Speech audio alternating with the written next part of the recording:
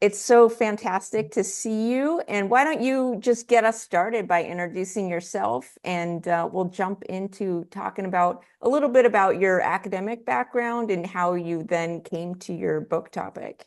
Yeah, of course. Thanks for having me. So, I am Dr. Jennifer Patrice Sims. I am a sociologist who studies race, ethnicity, social psychology, the perceptions of race, and just because for fun, I also look at pop culture like Harry Potter. I am currently an associate professor. I teach classes on introduction to sociology, research methods, as well as race and sexuality, and soon to be gender as well. Mm. I have three published books and one on the way. So I'm more of a book person than an article person. But yeah, I've been doing sociological research my entire career. All three of my degrees are sociology. So it's really what I love doing. That's fantastic. And so, what are your book topics on? Like, what is your larger sociological and scholarly approach? Yeah, so my larger approach is looking at critical mixed race studies, racial perception, and then kind of the foundations of knowledge with regards to race ethnicity. So, in that first kind of stream of research on critical mixed race theory, that was my undergraduate thesis, my master's thesis, my dissertation, and my second book, that little purple one right there. Looking at mixed race identity and various social factors in that identity. So, for example, being considered attractive or being considered ambiguous, or interactions that people have, like being asked, "What are you? Where are you from?" and how all of that plays into identity. So that's kind of my first area of work. My second area is more on racial perception that brings in experiments and looks at how we determine what someone's race is when we see them. Are we looking at their hair? Are we looking at their skin color? Are we looking at other sorts of context clues? And so I use experiments, most recently eye tracking experiments, Yeah. to study how it is we are actually looking at people and racializing them based on the categories of our culture. And then my third area looks at knowledge production. Love Pierre Bourdieu, so I took his call to turn our analytical lens on academia very seriously, and that's my third area. That's where this book is. It's in that area where we look at how we produce knowledge, in particular about race, how we teach it, how we publish about it. That's And then, of course, as a Harry Potter fan, my fourth area is just kind of like a critical look at the wizarding world and how pop culture can help us understand our own culture, our real culture. That's great to have such a range so you can have, like a lot of fun in your research in a lot of different areas, not get bored. And it really kind of builds on top of each other. Like, it's interesting to hear the word perception, because to me that sounds like psychology. And like you said, you're doing experimental eye tracking methodologies. Like, what does that mean? What does that look like? Oh, so it sets up a little device, like a little bar on the bottom, and we show people pictures on the screen. And as they're looking around it, the infrared rays are kind of like following the eyes and putting that into the computer. So that's kind of like how it works. And so what we found kind of, and you're right, it does build. That came out of my mixed race research when people said, "Yeah, people, I'm interviewing folks, and they're like, people look at me funny or they stare at me," and I'm like, but are they really? Yes, they are. The research shows that they are. Mixed race folks actually do get looked at in the different pattern, eye kind of movement pattern than monoracially identified people. So yeah. Yeah, that's really interesting to, build on that kind of theoretical study, and also just your interviews that you conducted with mixed race folks and perception. But that sounds then like your participants are the viewer of the mixed race images. And so those folks, I'm guessing, are a range of racial identities and stuff like Of that. course, yeah. Mm-hmm. And just, the different kind of methodologies, then that's really interesting to be more kind of experimental or creative, especially as a sociologist, like, and we're ethnographers. So I just haven't really thought of that before. I need to kind of break out of my rut of just interviews, because that's really like, to be able to see what someone is doing can be different from what they say or think that they do. Like, they don't realize that they're looking in those places that they're looking at. Yeah. And so this book that we're talking about today comes out of then your teaching and your interactions in the classroom. And both you and I are teaching sociology of race and ethnicity. And I'm currently teaching that class, right this semester, and just taught it today and stuff like that. So It's just really interesting to think about how to teach these topics in the classroom. And myself, I've taught in Florida, I've taught in Texas in women's studies classes, teaching, women of color, feminist theories and stuff like that. And in Miami, Florida, in Denton, Texas, and now in upstate New York. And so it's really different. And I know you've taught in different parts of the country too. So just thinking about the different populations, but just in general, thinking about the larger culture and having discussions about gender or race or sexuality or social class, and that we do have to not presume a particular audience or orientation and address a general audience in some kind of way that's, a negotiation then, like in the classroom, we're there as educators. And so we are trying to create an environment where people can learn, first of all, but also, be able to express themselves. But I guess it's just, making sure that things are conducted respectfully. And that can, certainly be a challenge.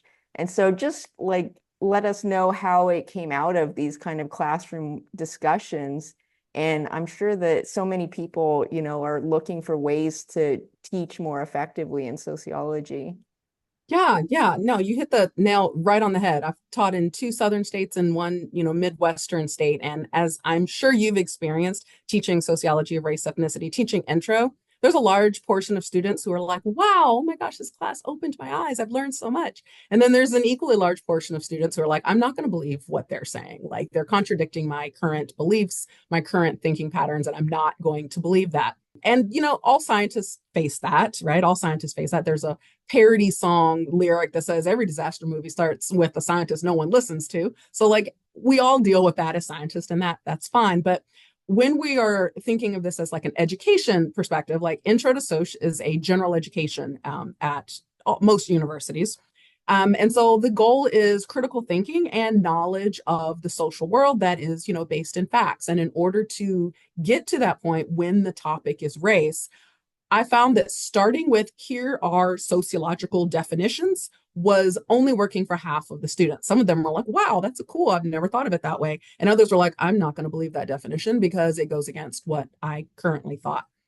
And so I experimented with flipping that teaching. And instead of starting my racism lessons in intro or in 100 level race classes, instead of starting with, here is the textbook definition of race ethnicity, or here's the textbook definition of racism, it is a system of privilege based in, rather than starting with that, I instead flipped it and started where students were, started with things they were seeing online, started with things they were seeing in the media that were wrong. Racism is actually not this. The very first one, first time I ever did this was I saw a meme that was, I forget which pundit, but defining white privilege as a bullshit term that punishes white people for this, that, and the other. And so obviously that's not the definition of white privilege. Peggy McIntosh did not write that. And so I showed that on the day that I was introducing white privilege. And I said, here's what the internet says is white privilege and why people might think that. But here is women's studies professor Peggy McIntosh's definition from her seminal knapsack article on what white privilege is. And that semester, the students seemed to get it more. They seemed to understand and more, and there was kind of less resistance. So then I was like, I'm going to try this some more.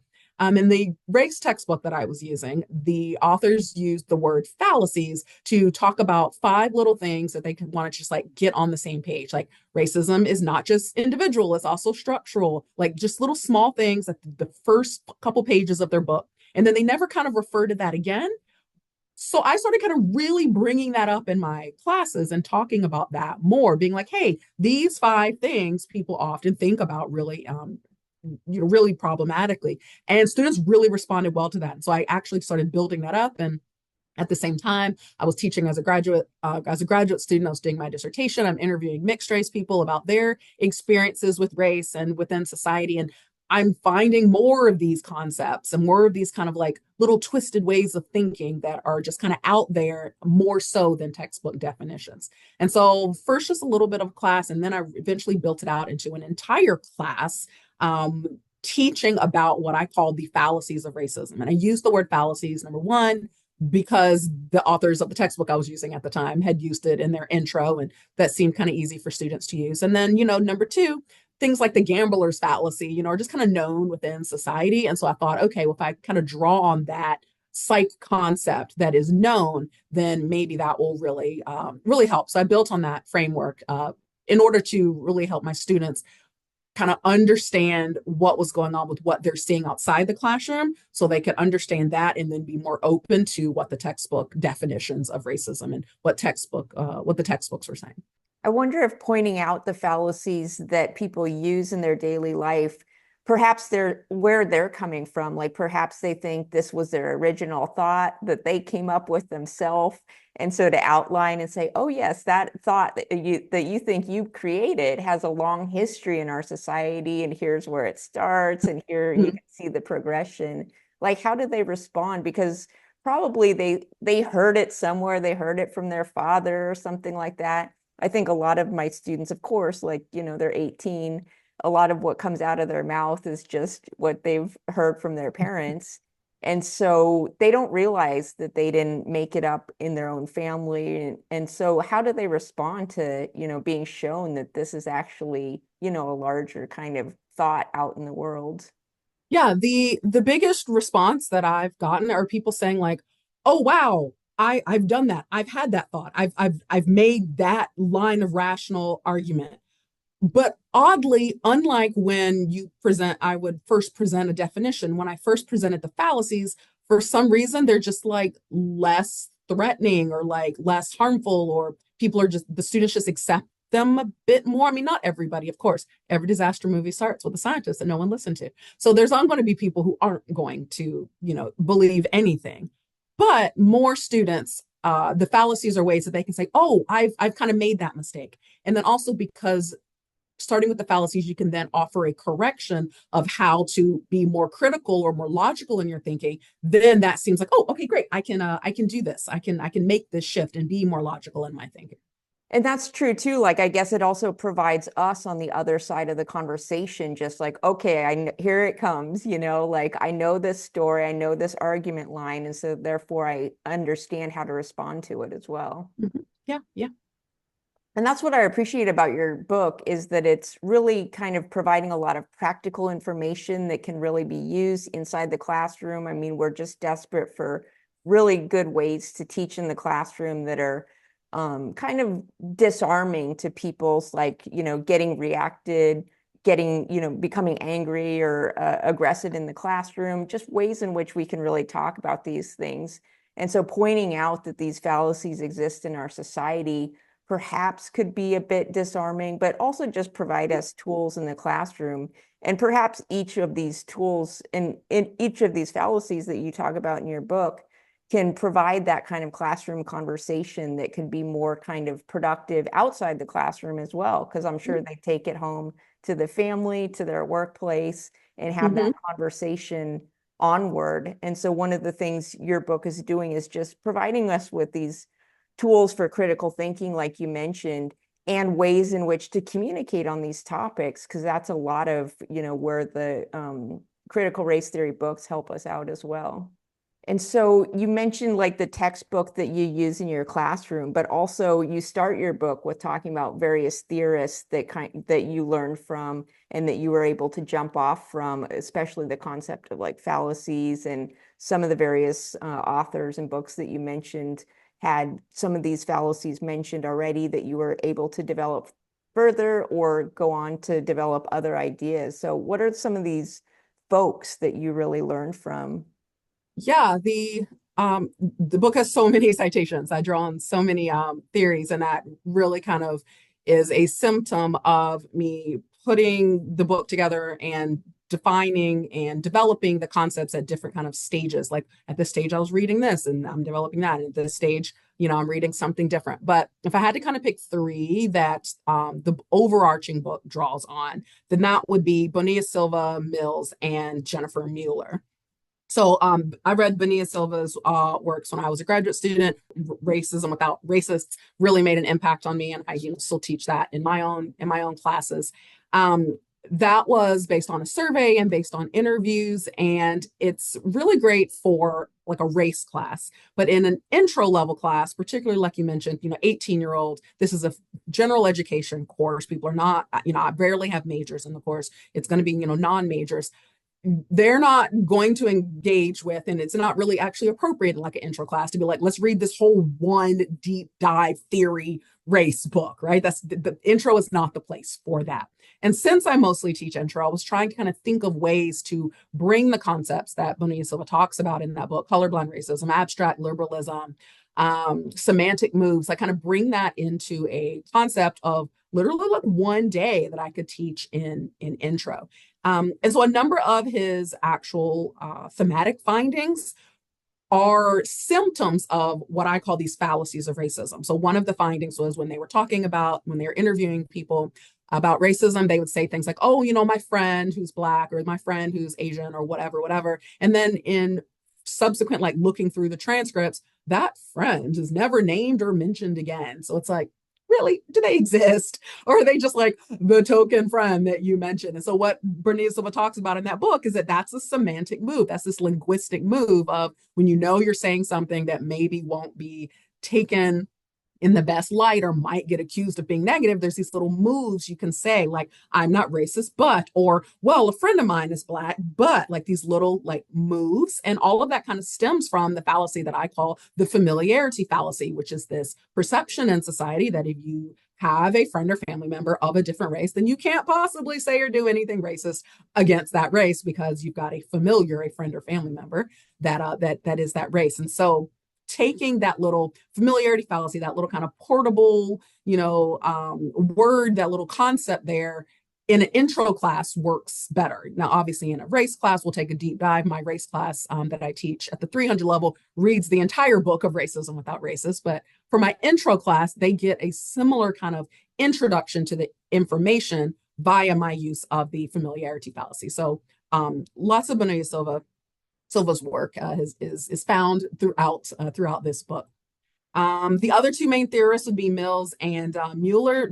Mills's work is on the epistemology of ignorance, with epistemology meaning like study of knowledge, and of course ignorance being, wrong information or ignoring of information. And so what he was talking about was how in a foundationally slaveholding colonial society like the United States, what counts as truth about race and racism is necessarily wrong. So if we go back to the founding of the nation, for example, we had to ignore that Native Americans were fellow humans in order to write all men are created equal, in order to have the religious doctrine of love thy neighbor still be part of the nation. Like you have to ignore that Native Americans were actually human in order to then proceed with the colonial project, even though there's clear evidence that we're all equally human.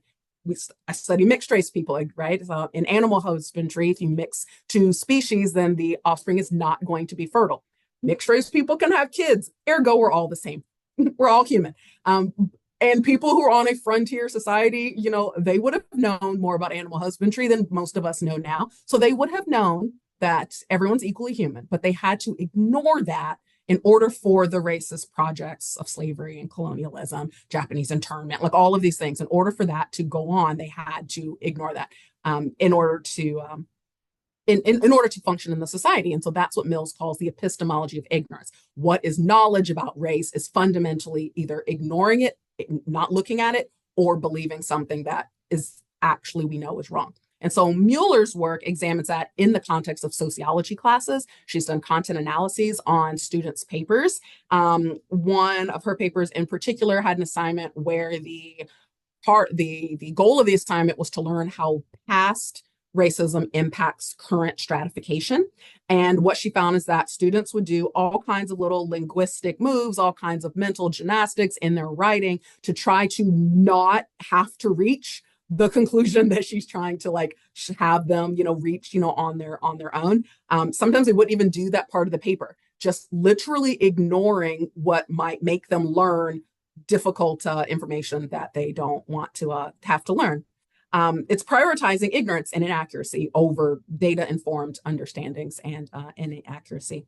And so the 12 fallacies of racism that I cover in my book are rooted in that same prioritizing of ignorance, prioritizing of ignoring how things actually work, because what is valued in the society and what helps the society maintain its inequality is to look at it the wrong way. So Mills and Mueller would be the other two. And then, of course, Bonilla-Silva, which was my first introduction to race theories. And incidentally, I was just listening to the audiobook on Bonilla-Silva and realized that his participants were just Black and white. Is that the case? And so, and you're someone who's studied mixed race theory and mixed race people. And so perhaps you're able to add more layers of complexity of other demographics and whether those theories hold true then when we think about, you know, outside of this kind of Black-white binary. Yeah, so his book is on like what, the sixth? It's like the sixth edition by now. It's very old. It Yeah. is a It's like classic now. It is definitely an established classic. But I believe he did the research for, I think the first one was published in I think '03. So that meant the research would have been done in the late '90s, early 2000s. So yeah, it was just Black white that I believe they interviewed and for that particular book.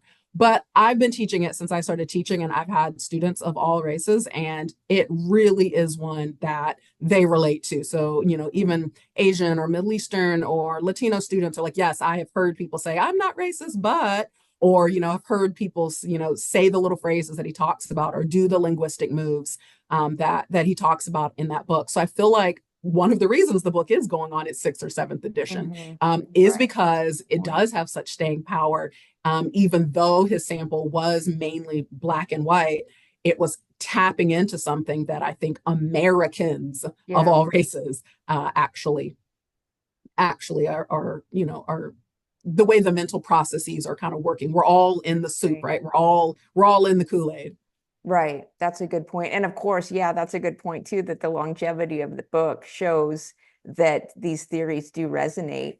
And so just for like, you know, other sociologists out there, we should definitely be more kind of inclusive about as many different types of folks as possible, because also those different kinds of issues will arise too, because, you know, people are affected differently. But let's just look at like the three sections of your book and then you know, get into each one a little bit more. But so how did you divide this book into its three different sections? What are those different sections? Yeah, so the sections are micro level, meso level, and macro level. And it took a while to kind of get to those as the wording, me and my editor and the reviewers at the press kind of went back and forth and workshopped a couple of different ways to kind of think about dividing it. But I really think that this one works well because it firmly makes the book sociological. So as sociologists, we study society, the interactions of people within society, and we do that at multiple levels. We can do it almost along with psychologists. So that's where that social psychology kind of comes from. And we call that micro level. So kind of one person, small dyads. And then also some sociologists, we study things at the really large levels, right? We study macro structures and laws and, you know, big social movements. And then you've got folks in the middle, which we can call meso, who study, say, organizations, or if we think about small group dynamics. And so sociology as a discipline looks at all three of those levels. And so when workshopping and proposing the book and talking with my editor about it, we came to the conclusion that, yeah, this is a sociology book. And so using this very sociological way of dividing up social analysis, the lens of analysis, would be helpful for understanding the different fallacies. But also the book is very sociological, and the three levels are the way sociology thinks about analytical lenses. And I have your book in front of me. So looking at these different levels, and I like, you know, I just want to, we can think about you have each of these sections divided with a few different examples from each level. And so we don't want to, you know, spoil the whole book. We want people to go out and buy the book and enjoy it. And especially folks teaching race and ethnicity in their sociology classes, like this is a fantastic book to bring into those classes and get students, you know, started on the conversation. And I guess in my sociology of race and ethnicity class, I focus pretty much exclusively on the macro level. And perhaps that's because I'm at a primarily white institution where my students are primarily white, although now it's getting, slightly more diverse, but also, of course, for our students with different backgrounds, there are also a lot of international students, and so they're coming, like I have a student from Africa, I have a student who's Dominican, and so they're coming from different national contexts that look at race completely differently. And my Dominican student was saying, this is totally different in that national context. We don't, she's saying my family has lots of people from different races and we all, look different within our family tree. And so these rules from America just don't really apply. And I said, that's great. That really shows that this is a social construction. It's constructed within particular nations and how we approach these topics. And it shows that other nations can approach these topics differently. I'm afraid to talk about the micro level too, because of that, people are expecting that they're going to be called racist in a class like this. And so it's like, to me, it's like, we're not talking about individual bigots, who you might be related to, frankly, but who we all might be related to, really.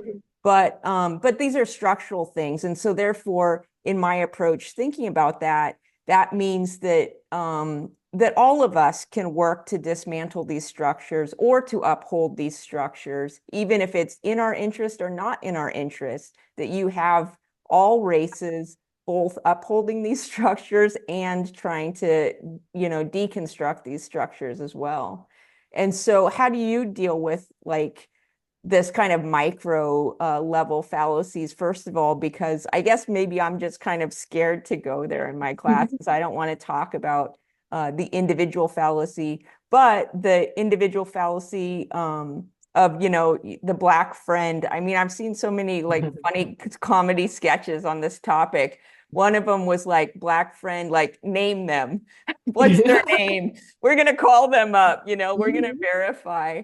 And so just that, kind of, or someone saying like, I hope you're not using me as your Black friend, And so I wonder, like, I have one example of, I was in some, I think it was a police brutality protest against some particular issue in the year like 2014. And so I was marching in this protest in Las Vegas, Nevada, and we're in the Strip, like kind of taking over a section of the Strip street and walking. And so our audience, of course, are these drunk tourists, right? And we would go up to people and we had our signs and they were reading their signs in their drunken blurriness and trying to figure out what we're talking about. And what struck me the most is we would see these multiracial groups of friends, and then the groups of friends would react differently to our signs. And then they would look at each other for the first time, perhaps in their friendship, and be like, oh, wow, we're on different sides of this very important and visceral issue. So I guess, just thinking about this kind of micro level, then, like, what are some thoughts about that? Yeah, so when I'm teaching about the micro level, I always point out that the micro level is influenced by the social level. And then, of course, when I get to the macro more level, I point out how individuals are the ones influencing that. And so that's how I kind of stay out of that, like, finger pointing, you're a bad person. That's how I stay out of that moralistic. I need to tell them, take that over to theology class, right? This is sociology class. We're looking at society. And so I talk a lot about those early social psych experiments like Ash's study with the number lines and Milgram's obedience to authority study, and how, yes, those are individuals that were reacting, but there was the power of the group, the power of the society around them. And so that's one way of kind of focusing on that relationship between the individual and the society. That's how we can talk about the micro level without kind of falling into either moralistic or falling into, psychology. Oh, well, this one person's individual trauma or individual personality is why they're thinking something. Kind of thinking about that interplay between the individual and society can kind of keep us more at that social level. And so that's what the fallacies in this section, the first one, the micro level section, all do. It focuses on that relationship between the individual and the society. So when we talk about the familiarity fallacy, for example, yes, that is something that one person says, my Black friend, my gay friend, right? I can't be homophobic. My hairdresser is gay. Like this things that people kind of say, but it's because of that relationship with the society, not just two people's relationship, but now we're fundamentally talking about, stigma and stratification. So your relationship to differently placed people within the society is fundamentally what that fallacy is drawing on. So it is at the micro level, which can be very psychological, but so long as you keep that connection to sociology, then it makes it social psychological. Yeah, that's perfect because, yeah, always reinforcing those different layers are reinforcing each other. That's what I try to tell to my students too, is like all the social institutions are reinforcing this same overall narrative. It's not like one thing is over here and one thing is at the opposition and that we're living in chaos. Like, I mean, not whatever, but just that there is these overriding kind of societal level influences like religion or like our gender normativity or gender stereotypes and stuff like that. So it is kind of pushing in that same direction.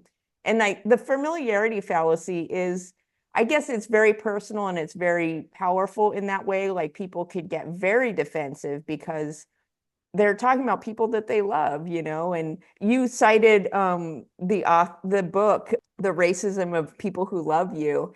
And that title just like, wow, it strikes me so powerfully because that is exactly the experience of the mixed race person and of course other people, but specifically mixed race people, because it's like here you are related to all these, two or more multiracial, biracial people in your family that love you and that you love them, but they might be racist, and the racist grandma, like I had a racist grandma, or even just, like my racist, like, on all sides, really. And so, and certainly like that can be true for monoracial people as well. But it is very powerful because then you're saying like, oh, are you denying that, I love my husband, or, it could be your children. And so those are powerful relationships, but it also shows that people are telling themselves a particular narrative too. And that as mixed race people, or especially people that are, say, Asian adoptees, Korean adoptees, Chinese adoptees, it's just really interesting their family context, because these families very specifically set out to adopt a person from a different race, a different country, a different background, bringing them to a different country context where they're going to stand out visibly. I mean, if they're Asian, I mean, you could be a Russian adoptee and blend in better, but they had that, desire to actually do that act, which they had to put all this effort into. But then most times these parents of children of a different race, they haven't put the time and energy into really learning how to develop that child's racial identity. And indeed, often they deny it, or they're kind of offended by it if the child points out, like, that they look different, or, trying to explore their racial identity and what's going on, that a lot of times these parents can be very defensive. And so it just points to a lot of the kind of, you might be in a family with people of different racial backgrounds, but still it's just very complex how these relationships unfold. And it doesn't mean that you're not racially problematic. And so to me, it's not like you're racist or you're not racist, or there's the idea of like being anti-racist, but it's just a progress, it's a development, it's a practice, it's a practice.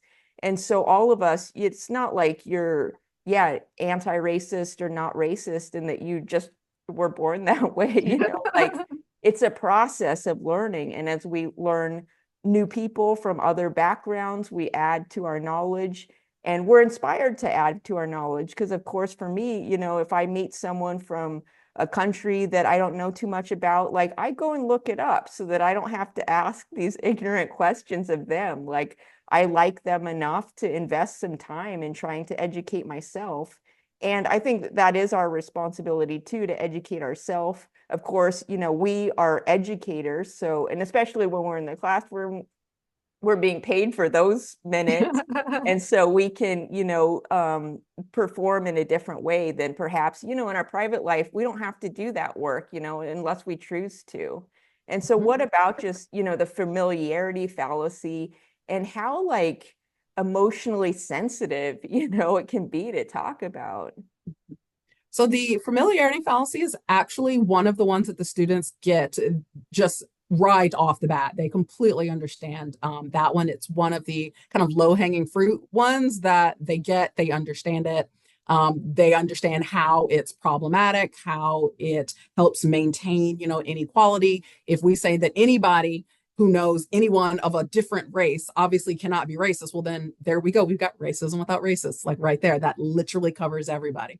And then also the students, all the students that I've had also know someone who has interracial friendships, but is still racially problematic. It may be against the race of their good friends, or it could be against races of other people. You can have someone who is, say, friends with Asian, an Asian person, and so then they're completely like on board with stop Asian hate and and all that, but then don't care about missing and murdered Indigenous women, or think that, oh, well, that's such a small population, or think, oh, well, Black people, nothing to hide, stop and frisk shouldn't bother them. So it's illogical to think that just because you're friends with someone or family with someone that you can't have either prejudice, which is, personal racism, or if you are in a position of power, then discriminate against, against other people. And the students get that. They can come up with their own, easy, quick examples. There's obviously pop cultural examples. And so that one is a really, I mean, they're all sociological, I think, but that one's really sociological because, again, it shows that interaction between the individual and the society. And so that helps. And one thing I think fallacies do is help not just teach about racism, but that also helps teach a sociological look at racism, because there's lots of different looks at racism. You got psychological, you've got anthropological that's going to look across cultures. You got historical, there's political science. Like there's lots of different ways we can look at it. But I think what fallacies do, the way I've written about them, is it gives a really sociological way of looking at it. Yeah, and that really helps us in the classroom try to differentiate for our students between our social science and your personal opinion. Yes. And so I'm always trying to say, like, we shouldn't say should have or could have. We just want facts about why do people behave in certain ways from their own perspective, not, from this outside perspective of, people shouldn't do that or, should do this. It's like, what do people do and why according to their own logic? And from this section, though, I did also want to talk about the token fallacy because it's so powerful in our culture of celebrity. We just, came through another election cycle. And so this token fallacy really especially is within our celebrity culture, but also just the politicians of like, okay, there you go. Like, we had a president, so therefore racism doesn't exist, or just that person is going to help like the whole race or that represents the race, or just that represents anything further than that person. And especially in this last election, we see, like hiring of celebrities to try to sway like voters and stuff like that. And so when you look at these individuals in their high elite positions, that doesn't represent, like we as sociologists want to look at the entire population and look at the varies and look at where the whole population is, look at the charts, and so most people are just, struggling and trying to get by. But pointing to these celebrities and these outliers does that kind of work of, the bootstraps myth and all of that. I'm always trying to point out to my students, like, if you believe this narrative, if you believe in this direction, who does that serve? Who does it serve to uphold that? Because just because you have these certain token figures in high places is not helping the rest of the group. And so, but that's hard, argument to make because people really want to identify with the rich, the powerful in the society. and they want to have that hope that they can one day, get into that position. And so it's hard as a sociologist to say, look, people, like you're born into, a place that's hard to get out of. And so how do you address the kind of, that token fallacy? Yeah, that's another one that the students, all of the ones in the intro section, the micro section, they latch onto pretty easily. Absolutely. But the token one is easy to understand as well because it's so easy to offer non-race examples. So, for example, we can say we've had a couple of people go to space. Does that mean everybody here can just go to space when you want to? Well, why not? So and so went to space. Why can't you go? And then they can start listing both personal reasons. I don't want to go to space. I'm terrified of space. I don't care about space. Or they can list these structural reasons. I don't have the money to go on one of those space adventures, or I am not good enough at science to become, an astronaut. Or, they can come up with both structural reasons as well as personal reasons for why they individually can't go to space, even though some humans have totally gone to space. And so the token fallacy, again, is one of these like low hanging fruit ones. It's pretty easy for students to see, okay, not all of us can go to space, even though some humans have been. Another reason that the token fallacy people latch onto is because you can make it really mathematical. And you can really talk about it. You mentioned, oh, look at the charts, look at the charts. And you can literally show outliers on charts, and you can talk about the difference in mean, median, mode, in outliers. You can talk about the difference in standard deviations. And at the mathematical level, what the token fallacy is doing is using the outliers to negate the mean, median, and mode, to say because we have outliers in the data, there is no mean. And mathematically, that's just not true. Just because you have an outlier in the data does not mean that there's no mean, that you cannot still calculate a mean. And so the token fallacy is kind of easy to latch on, both on the kind of social level of there's so many non-race examples that we can use. And then also on that strictly mathematical level, it's easy to understand that an outlier in a data set doesn't mean there's no mean. Yeah, for sure. And these kinds of approaches definitely resonate in the media and talking about these kinds of, it's just absurd theories of just that we can move as a human race to Mars or something like that. It just makes me, it just shows me that we need sociology a lot more at all levels of our educational system to be able to understand just infrastructure and how it's hard enough to like fix our roads and potholes. Like you're not gonna move all the humans to Mars, which is an inhospitable place for human life. But we see that these narratives and stories are at the highest levels of our society. And for me as a sociologist, it's like, what? Like, am I crazy? Like, how can these top level like people be even discussing these things that are just impractical? So turning to the meso-level fallacies, which you have, several of, what is your kind of favorite one in this section? My favorite, for a silly reason, would have to be the mens rea fallacy.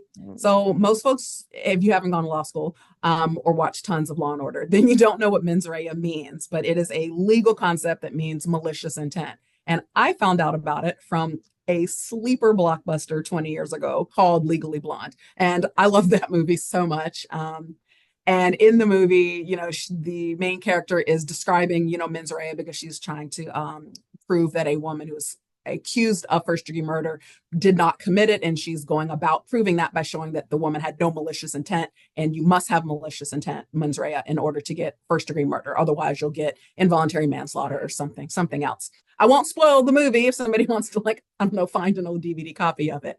But I love the mens rea fallacy because, number one, I get to talk about that movie in class, and students have not heard about it, so I get to be totally extra and tell them the big plot twist and just enjoy telling them about this story, making class engaging.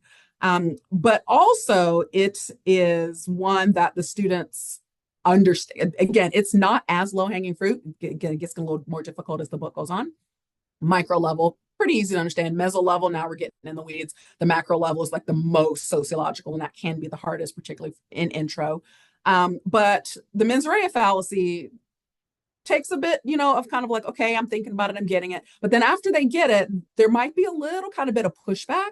And so that's going to be kind of one of the ones where the students have to grapple with their own pushback, or readers are going to have to grapple with just a little bit of pushback and wanting to kind of reject it. Like, I don't feel like, and as I've been teaching these fallacies, nobody's ever been like, no, the token fallacy, I totally reject that. One person totally does mean this. Like, once it's explained, people kind of get it and they get on board.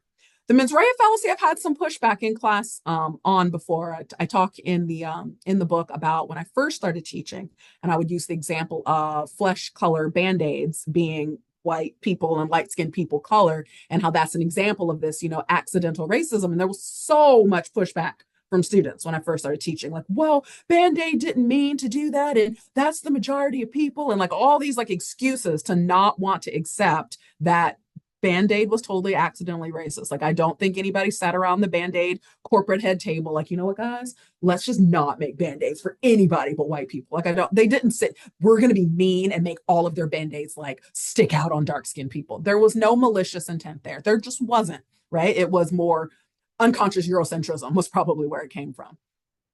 And students, when I first started teaching, would really push back on the Band-Aid example. Nowadays, though, Band-Aid makes Band-Aids in all kinds of colors. So our current students have grown up their whole life with Band-Aids of all different colors. So that example, they readily understand. Oh, yeah, Band-Aid did that on accident. Once somebody pointed it out, then, it kind of changed.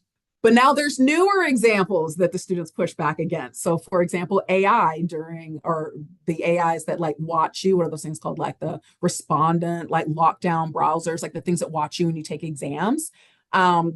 During COVID, when we were doing online classes, we had to stop using those because a university in the system had a dark-skinned student complain that she was unable to take her test because the computer wasn't seeing her.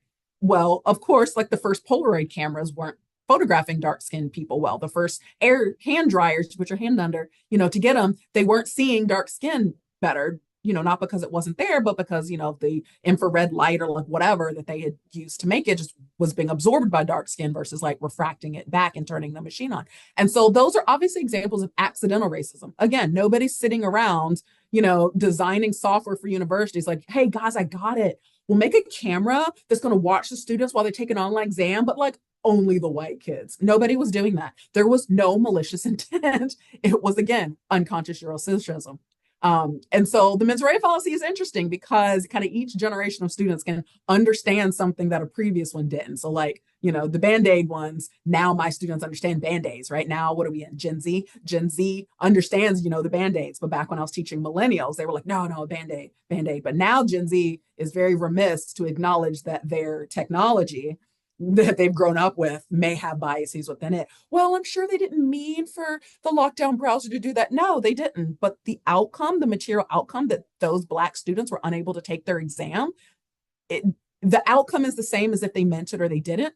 And that is what we should focus on, ameliorating the outcome versus recentering, the dominant view of how it got created in the first place, that kind of Eurocentrism. So the mens rea fallacy, I like it because I get to teach about Legally Blonde, really fun sleeper hit movie. And then also, though, it pushes students in a good way to kind of examine what they're experiencing and how they might attribute blame or not blame to things. So it's really good for kind of that growth, that kind of little bit of push that one needs in the classroom to start developing critical thinking. So it's one of my faves. I had that reaction in the classroom to the documentaries that critique Disney for being like racist or sexist. And the students, my students in particular, are just very close to Disney, it's very in their heart and part of their childhood, their happy memories. And so, I made the mistake like 10 years ago in my career, like I would start my sociology of the family class with this Mickey Mouse Monopoly, if you've seen that documentary, and it totally like analyzes Disney movies by pointing out the sexism and the racism. And they're so offended. It's like I'm attacking their childhood. And they're like, Disney didn't mean that. These are movies for babies. Babies don't know about racism or sexism. So therefore, it doesn't matter. You're teaching the baby. They're learning. But yeah, just that kind of reaction to this level of critique. Do you have a different second favorite in this section? I do like the Simon Says fallacy as well. So that one I like as a chapter. So mens rea I love is like the concept, and that's why it's one of my faves. But with regards to chapters that I wrote, I really do like the Simon Says one because that one pushed me as a writer and as a scholar because it draws on philosophy so much. And that made me have to step outside of sociology. I talked to a colleague of mine who's a philosopher actually fortuitously while I was working on the book was coming to give a talk at my university. And so I got on the list to have lunch with him and was able to, talk with him about these concepts of epistemic violence and epistemic humility and, epistemic privilege or epistemic oppression, these really deeply theoretical philosophical concepts. And so that pushed me. I got the most feedback, I believe, on that chapter. A philosophy colleague of mine would, read those and we would talk about it. And, I cite him and thank him, in the book for those wonderful discussions. But that chapter was really cool to write. It really pushed me. It made me expand how I thought about not just the fallacies, but what epistemically is underlying them, what's driving them, what is their foundation, and how do I articulate that in a way that general nonfiction readers and undergrads, which are the main populations audiences for the book, how do I articulate these really deep level esoteric abstract concepts? How do I bring that down and articulate it in a way that is portable, that is understandable, that is a tool to be used? And so that chapter pushed me a lot as a scholar and a writer. And so I really enjoyed that. And so what are some of the examples that you or your students come up with when they're talking about this particular fallacy?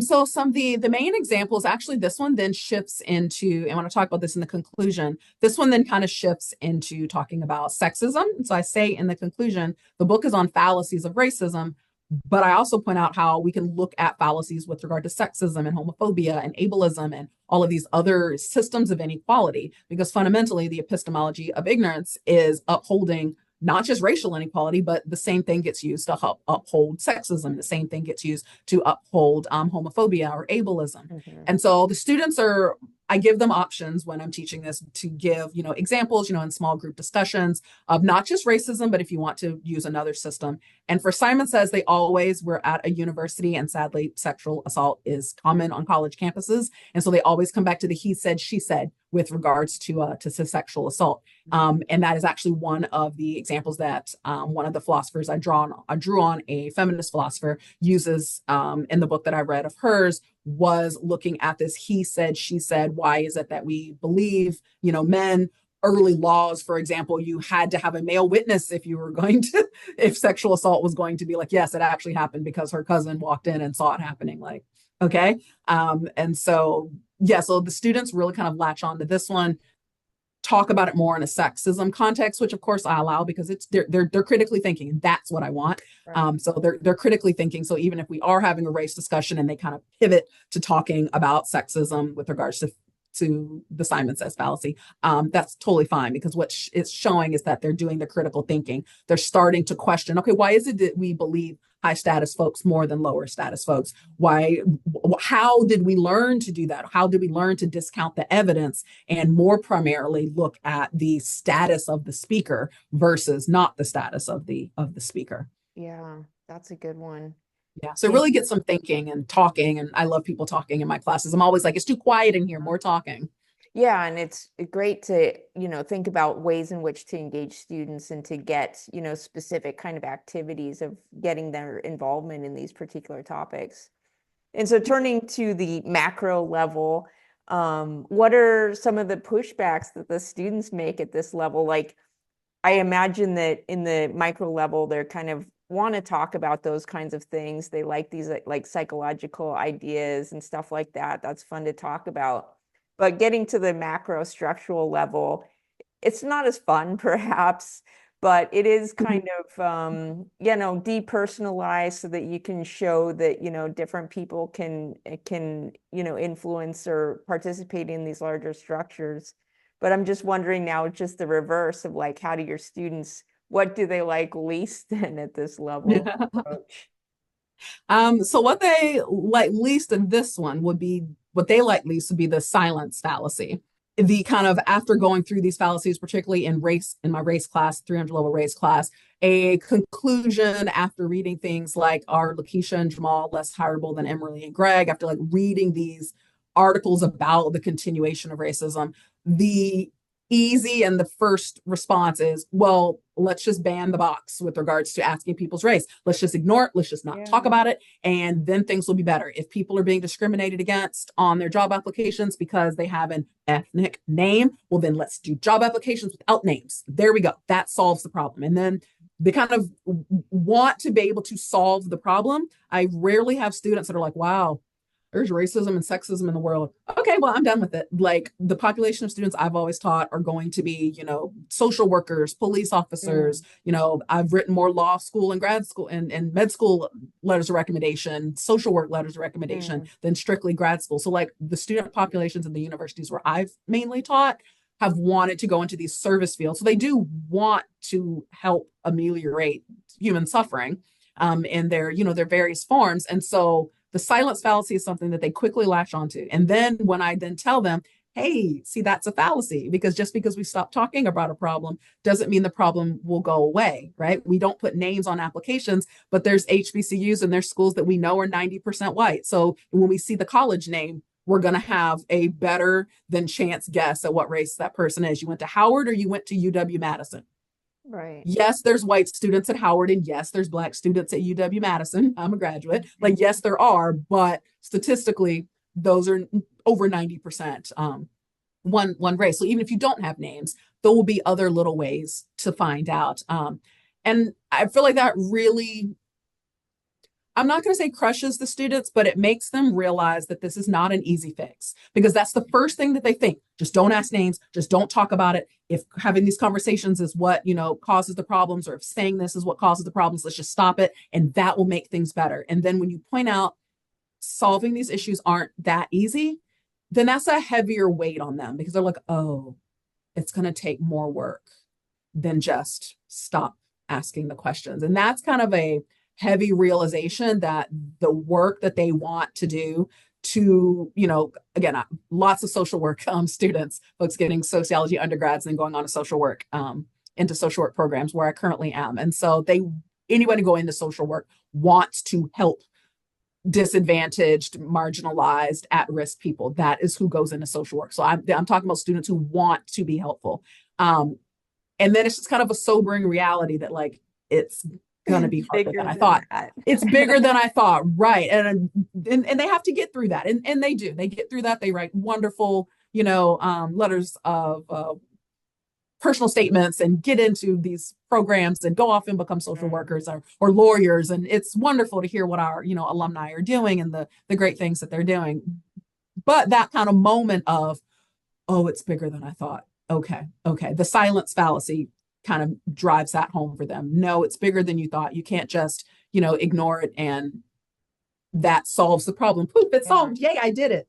You got more work to do. And then one of the current issues, of course, is just the overturning of affirmative action, like whatever that was, because I don't know that there was ever a specific program. It just seems like it's different institutions or whatever.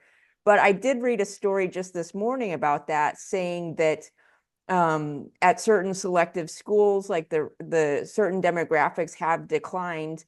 And additionally, there's been an uptick in people not identifying their race at all, that it perhaps doubled from like 3% to 6% or around 10%. And so people are also deciding to just not check that box at the race box. But as we know, with banning race conscious admissions, that the universities, first of all, this is a system that it's a non-transparent system. So we don't know how universities select their schools. That's their secret sauce, and they don't have to have any transparency about that. But of course, from, other evidence with personal essays, with resumes, with your activities, they can kind of figure out, what aspects about you and recruit you. So it's very hard, like you're saying, to just kind of hide these things and think that you can take that box off. And I've asked students, about those kinds of issues too, of like, well, what if we just stopped collecting this kind of information or demographic? But it's just, yeah, it's not a simple fix. Because then it's like this thing leads to another thing, leads to another thing. And it's like, yeah, sociologists, I mean, it's all doom and gloom in my classroom. I know a lot of sociologists want to kind of be able to wrap it up with that positive spin at the end. That's me. But I don't, because that's like that kind of American like love of the fairy tale and fantasy, it's like, Yes. if we change now, we can still like, Yes. change things. And it's like, it's too Yeah. late. It's already done. Like, we just have to figure out, how to survive the fallout. But perhaps like the ahistorical fallacy would be a good one to talk about, because I mean, we're moving into an era politically where we are trying to erase our history of this country, and we see, that the curriculum's being changed by the administration in Florida and Texas, and this is an area of faculty governance. We as faculty are supposed to design the curriculum and have a lot of input into the core curriculum. And we're definitely supposed to have a lot of control about the materials that we teach in our own classroom. But now we're having these things being targeted by the administration, by politics, by the state, especially at public schools, where they can have an undue influence on the schools. And so, of course, this affects us directly. I mean, my previous two positions were in women's studies in Texas and in Florida. So I'm really feeling personally. And, I'm in New York now, but I'm in sociology. And so, there's always, and, just what's happening in higher ed in general, like they always want us to be afraid of, declining enrollments. I just saw another article this morning talking about how faculty are afraid, about expressing their political opinions or their attitudes, and that they want to, withhold that. And, who's to say that, I mean, some of that has to happen because there are a lot of people in the room of different kind of persuasions, and we have to talk to, this whole group of people and not really alienate each other. And that's, a strategy and a practice just as being a teacher in the room, and a person. And so, those are kinds of sensitive things too, about how much do we talk about, ourselves and our personal opinions. And then that, sets up that dynamic. Like now the student knows what your personal feelings are. So they're going to have to weigh that with how they engage with you, especially if they're not, in line with your thinking.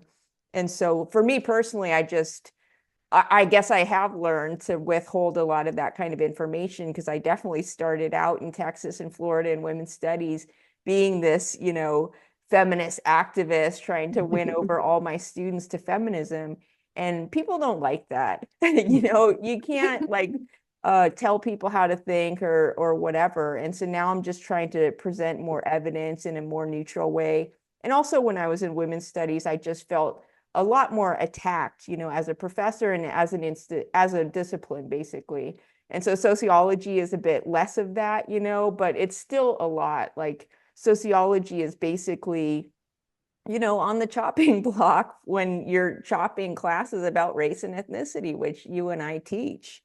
And so what about that kind of, like in the banning of books, now every year there's thousands more books being banned in public libraries and schools. This is just a larger attack on education, public education in general, but they're being very specific in our areas, attacking books. I saw that most books banned were children's books that centered characters, especially women of color. And so, these things are being removed from our libraries. I mean, people can, of course, buy the book on their own, but they're just trying to erase this history and push back on it, because they're saying basically that we're attacking the United States or these attitudes, when we, on our perspective, are just teaching the realities of American history and how this nation came about. And other nations have gone through this. It's not just us. And other nations have, apologized or addressed their histories, maybe symbolically or more materially. But we haven't done that in this country. And now we're also trying to erase this history, which, has always been the process. But we especially feel it now just in the university and as people teaching these topics. And so what about that ahistorical fallacy?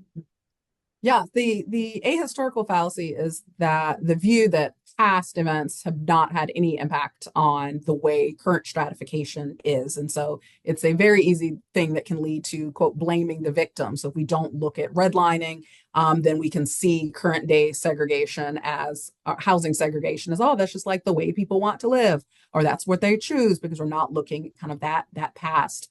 And the interesting thing about what you just said about legislations and states banning certain books and not talking about certain history, I quote an Alabama journalist in this section who is about in his 50s and said that when he was younger, he was on kind of the tail end of schools teaching that history very proudly. So they would teach about, say, the civil rights movement and be proud that, they were sicking dogs on people and that they held off and pushed back. They would teach about the nadir of race relations and be like, the Klan, you could not have, anybody elected unless the Klan was behind you. And they were like proud of this kind of racist history. And he was saying that there's something really interesting about trying to ban and suppress the type of books and knowledge that 2 generations ago was proudly proclaimed in the schools. It was part of the curriculum that you teach about the glory of the South and like all these things. And so now, why are we trying to ban it? And one of the reasons I think is because people's reaction to it have shifted. And I didn't put this example in the book because I tried in the book to not be too navel gazing. I have a couple of personal examples, but most of the examples in the book are research, movies, pop culture, things my students have told me, analysis of current events. I don't have a lot of just me personal examples in the book. But one of them that could have fit into this ahistorical chapter was when my younger sister, she's 5 years younger, she was in, I believe it was junior high, and we went to private school, so we did not have kind of the same state, regulations for what could and could not be taught. So they were learning about slavery, and one of her white friends was really upset about it and apparently talked to her mother about it. So then when the mommies are all talking, my mom is talking to this friend's mom. The friend's mom said that her daughter was very upset about learning about slavery. And the reason she was upset is because she kept saying, I can't believe they would have done that to Brittany. I can't believe they would have done that to my friend Brittany. And this little white girl was so upset learning about what, not even her, I don't even know if it's her ancestors, maybe she's an immigrant, right? But what the past had happened to people like her friend, my sister. And that girl, I do not see her being someone that would be, cheering for cops to be beating Black people. Now, she and my sister, not just friends, because again, familiarity fallacy, but like she learned about the past. And because of her relationships, because of the way she was, because of the way society is now, she understood that was wrong. And I am not going to be like, I'm so proud of that. She's going to use that to now understand why there's disparities in Black and white. And that is why these things are being taken out of the school. I forget what state was taking out, what book did they ban? They pulled out To Kill a Mockingbird. And I know for a fact that To Kill a Mockingbird is the reason that one of my really good white friends reading that book in the 7th grade is what made her understand racism. Reading that book is what made her say, okay, I see how Jenny's experience and my experience are different within the society. And me and her are still friends. I can say I'm still friends with someone from elementary school. Like she's one of the people I'm still friends with. I'm not saying only because she read that book. We have lots of other stuff in common, of course. But I remember looking at her across the classroom and seeing the light in her eyes, trying to understand how they could still find Tom guilty when all the evidence showed that he could not have done it. Like, and her seeing that, oh my gosh, racism is real. It supersedes the law. They're going to do. So she saw that. And so taking that book out of the schools and not having children in whatever state that was read that book, they're not going to get that empathy. They're not going to be proud of, I'm just speaking from the South, of course, but they're not going to be proud of, the history that previous generations were proud of. They're going to see that as, wow, that was a mistake. Let me go forward and try to do better. And if they go forward and try to do better, then the society will change and we will have less inequality, we'll have more equality, which of course, this is why fallacies come about, because they're trying to maintain the status quo, which is unequal. Very difficult to have an unequal society if you've got too many people that see inequality as bad and want to change it. And so hiding the inequality of the past allows people to see the conditions of the future, of the present, as regular and normal and natural and nothing that needs changing. Ergo, they don't want to change it, like the friend I was telling you about, like my sister's friend. And then the status quo just gets maintained. And that's what fallacies do. They help maintain the status quo. Yes, that's perfect. So just thinking overall about, completing this book and having it out there in the world, like what is the kind of outcome in general for this book as far as reactions to the book, and or just how, like, perhaps are you using it in the classroom then, like the strategies of that, or just kind of like the tools that you want the audience to be able to take away from this book? Yeah, so the tools that I want folks to take away are critical thinking. The book does go over 12 fallacies, but what I don't want people to take away is, right, well, I know those 12 and I won't make those mistakes. It's not just about those 12 because things can change and develop. It's about being able to recognize when patterns of thinking are low-key supporting inequality and suppressing critical thinking. And so what I really hope the book does is I use lots of examples from as wide a variety of swath as I could find, in order to hope that everyone kind of can read it and find something that makes sense to them, to learn how to identify these fallacies, problematic modes of thinking. And then after one's learned to identify it, I don't want people to be like, I got it now. I saw it. I get emails from students that say like, oh my gosh, this is an example of like that fallacy that, we talked about in school. And I love that. And I love it even more when they then say, and I told my friend XYZ, or I then showed my dad my notes, or they did something, they took some step to try to disrupt the fallacies. Even so, my very best friend is the most non-confrontational person you will ever meet. But when somebody makes a racist joke in front of her, she's white. And when somebody makes a racist joke in front of her, she goes, I mean, she just deadpan. She's, again, very non-confrontational, wonderfully sweet woman, isn't going to like cuss somebody out or tell somebody something, but she's not going to laugh. And that's going to let them know, no, that's not funny. That's not funny. That was a racist, joke. And oh, haha, well, I don't see that as racist. I mean, that's the recognition fallacy. Just because you don't see it as racist doesn't mean there's something wrong with me recognizing it, right, as racist. And so she does something, some small step. Yeah. And even if that person doesn't, change their ways, not taking those small steps is 100% sure they're not going to change their ways, because there are folks that when you make those little small gestures, you do speak up, you do say something, that they do change their ways. I talk in the book about a teacher of mine who accidentally wrote something racist in one of my letters of recommendation. I thankfully had not waived my right. I was in high school. I had not waived my right to see my letters of recommendation. And so I read it. I saw this thing. I went and talked to them about it.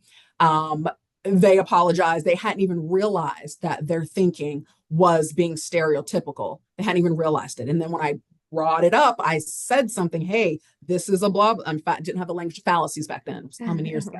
Right. But if I'd had the language of fallacies, I could have been like, this is this fallacy. And that person apologized and they moved forward, and they didn't, I'm sure future letters of recommendation did not contain, that sort of bias, because they, were now aware of it and consciously able. So with regards to people like teachers, that, however many students after me, she didn't retire for years and years after me, that the letters of recommendation were better, how she would engage with her non-white students was better. I'm not saying it's all because of me, like I'm not saying that, but I am saying if we never speak up, we never say something, then it's definitely not going to get better. So definitely the tools are critical thinking, and the kind of takeaway I want readers to have is say something, do something, Yeah. just try to disrupt this, even if that saying or doing something is, like I said, like my best friend. Yeah. Just blinking. If that's all you can do is blink when somebody says like, oh yeah, all Mexicans are rapists. Can just say, yeah, tell me more about that. How this Yeah, is if supposed to if be funny. disrupt, right, how Explain is it. that? Can you Yeah. explain it? Disrupt that. And that sounds like, oh, that's so small, Yeah. that's at the micro level.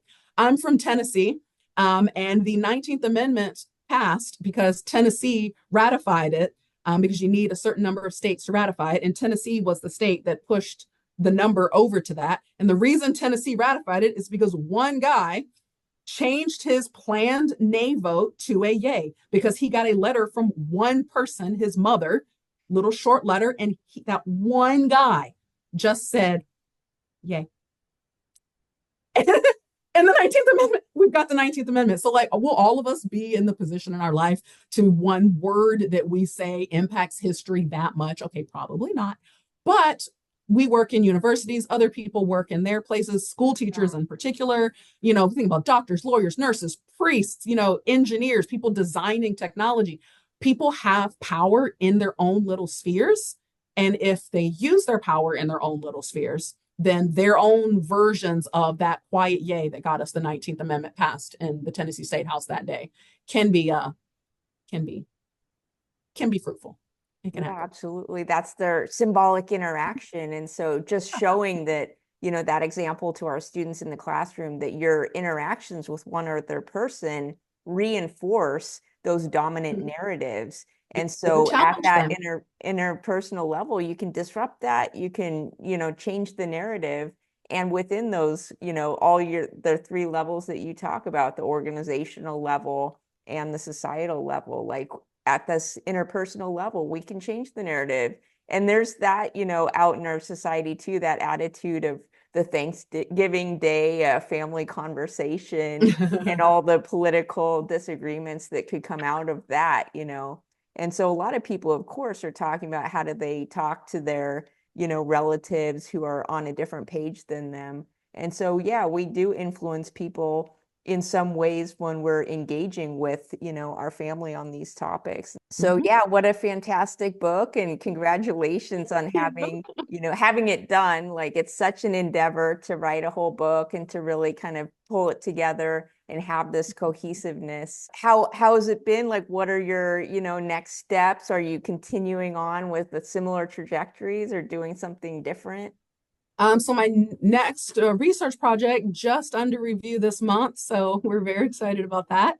That one is another experiment, and so for this one, me and a math professor and a kinesiology professor used his heart rate monitors on my students. This was the last thing we did before Oh my COVID. gosh. Me and my students wore heart rate monitors while I was teaching Introduction to Sociology, and what we're looking at is the day that I was teaching race to see if there is this kind of anxiety response or physical response. The math professor studies math anxiety, and using heart rate monitors, she has found that, for certain folks that have math anxiety, their heart rates, spike, and like things happen physiologically when they're nervous learning about these advanced math, Mm, mathematical techniques. And so what right. we wanted to know is there something similar going on with sociology, learning about race? Mm, Short answer, yes. We found that for some of the students, it's just like math anxiety, like there are these anxiety responses.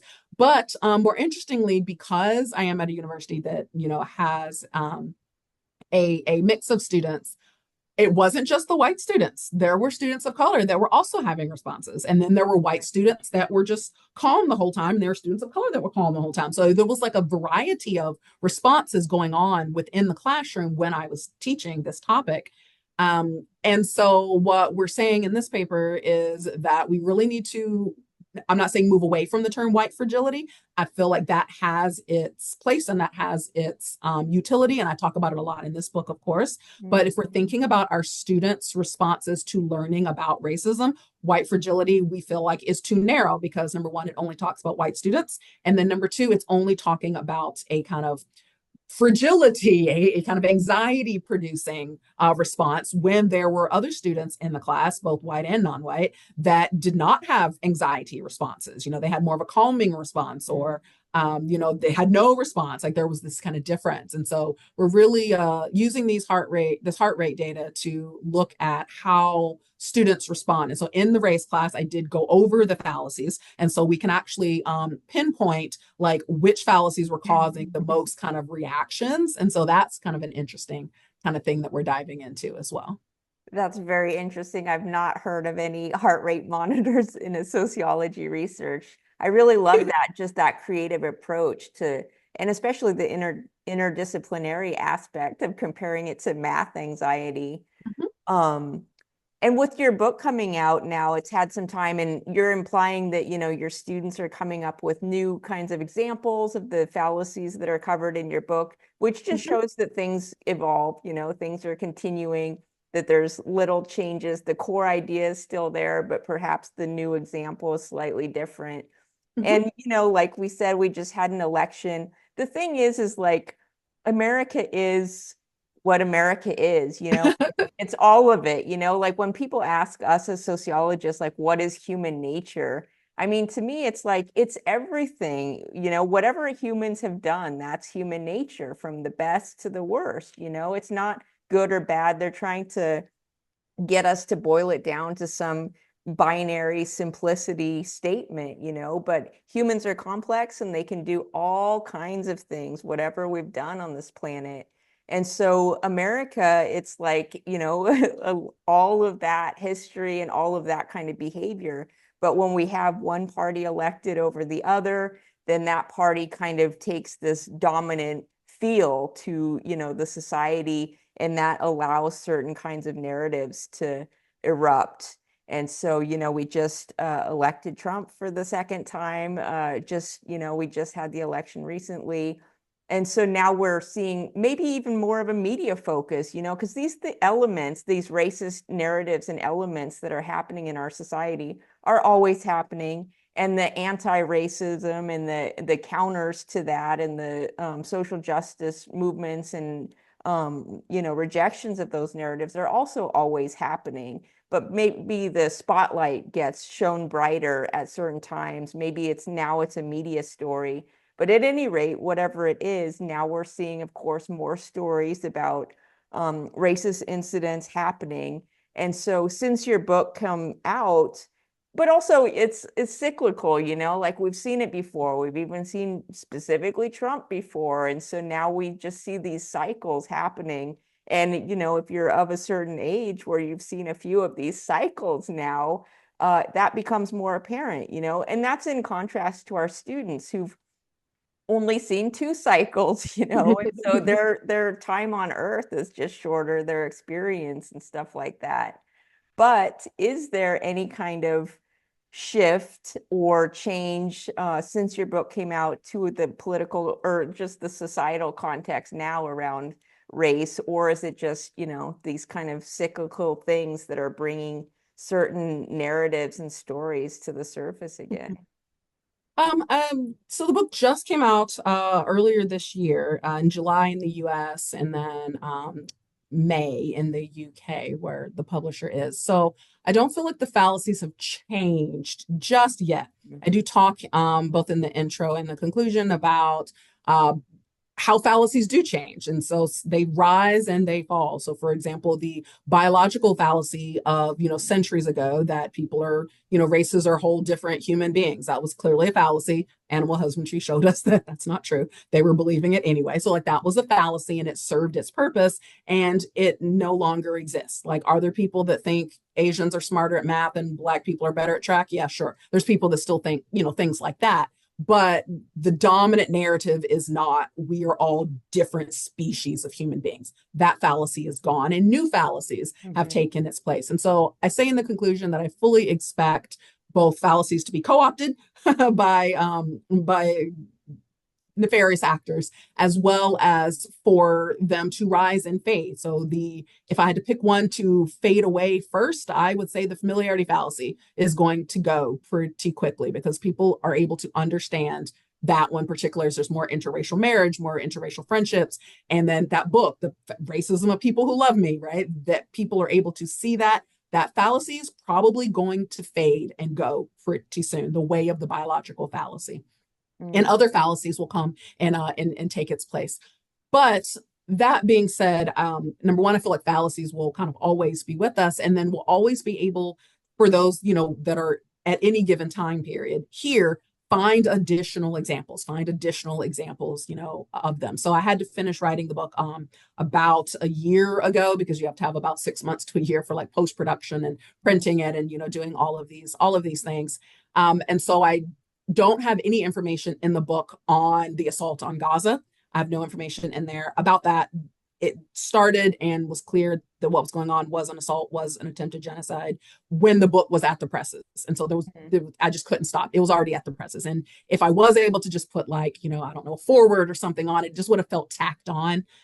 So I did not include anything in there, in the book on that, but I'm hoping that as people are reading the chapters, things like the recognition fallacy, the erroneous assumption that if you recognize racism, that you're part of the problem. I'm hoping that even though the book doesn't refer to Gaza, that people will be able to make that connection. Like, oh, people recognizing and calling the assault on Gaza a genocide are now being called anti-Semitic. That's an example of this recognition fallacy. Just because you don't want Muslims murdered does not mean you hate Jews. Like, that's so illogical. That's so illogical. And so I'm hoping that even though more recent examples, like I said, books have to be done about 6 months to a year before they're out. So they're dated. I think I refer to Rishi Sunak as the current prime minister of the UK in the book, and then the book comes out and he's not prime minister anymore. So like by the time books come out, the world has moved, right? Yeah. The world has moved on while the printers are printing. But I'm hoping that these new developments, for better or most likely for worse, that are coming, people are able to see the book, see, oh, this is the recognition fallacy, this is the self-defense fallacy. They're able to understand and view things that are to come through these lens of fallacies. And again, not just say, I see what's going on there, but then say something in their sphere of influence, whether that be to their students, to their children, to their, at the Thanksgiving dinner, whether that be, raising their hand at a vote at the PTA and just saying a silent yay or nay, right? Whatever it happens to be. Yeah. I hope that the book does help people to view the current world through the lens of the fallacies. Yeah, and it's definitely going to be very helpful, as we unfortunately will probably be hearing a lot more of these fallacies from the most important people in our country. I do think it is soothing as far as being, an academic and being soothed by theory and by data and literature out there, just to have your book and to be able to kind of point to it and name these fallacies. And that kind of, takes the power away too, because it shows that they're not original in their thinking. They're just, having these same old fallacies that have been around for a long time. But we can recognize it and we can say, oh, okay, I see what you're doing. I see what you're trying to do. And I'm going to, counter that. So, yeah. So thank you so much for writing this book. I enjoyed it greatly. And yeah, definitely really great for the classroom and for, an example of sociological literature. So thank you so much for joining me today. Yay, thanks for having me.